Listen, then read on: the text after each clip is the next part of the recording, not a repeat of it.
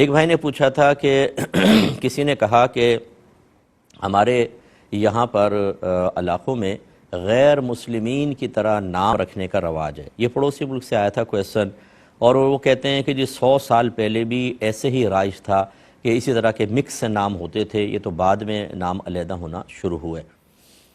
دیکھیں اس طرح کے نام رکھنا کہ مسلمان کا نام سن کر اگر کوئی اور اس میں دینی شناخت نہ ہو تو معاذاللہ اس کے بارے میں گمان ہو کہ شاید یہ کافر ہے، شریعت اس کو شدت کے ساتھ ناپسند کرتی ہے. ایسا کوئی بھی طرز عمل اختیار کرنا جس کو دیکھنے کے بعد مومن کے بارے میں دل میں بدگمانی پیدا ہو، شریعت اس کو سختی سے منع کرتی ہے. اسی لیے غیر مسلمین کے مذہبی شعار یا ایسی کوئی قومی علامت جو ان قوم کے ساتھ خاص ہو، مسلمان کو اختیار کرنا مکروہ ہوتا ہے، اور سخت مکروہ ہے کہ اس کو مسلمان کو دیکھ کر گمان ہوگا شاید یہ کافر ہے.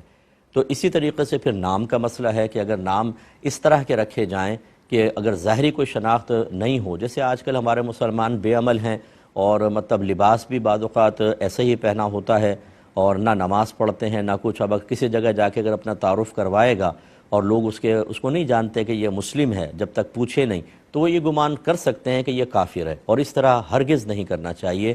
اسی لیے میرے آقا صلی اللہ علیہ وسلم کے فرمان عالی شان موجود ہیں.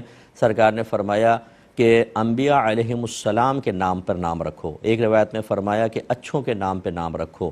ایک جگہ فرمایا کہ عبداللہ اور عبد الرحمن بہت اچھے ناموں میں سے ہیں.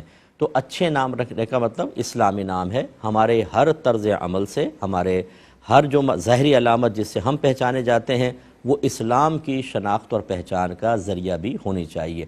اس لیے ہمارا ظاہری گیٹ اپ بھی ایسا ہونا چاہیے کہ جو ہمیں دور سے بھی دیکھ لے تو کہے مسلمان آ رہا ہے.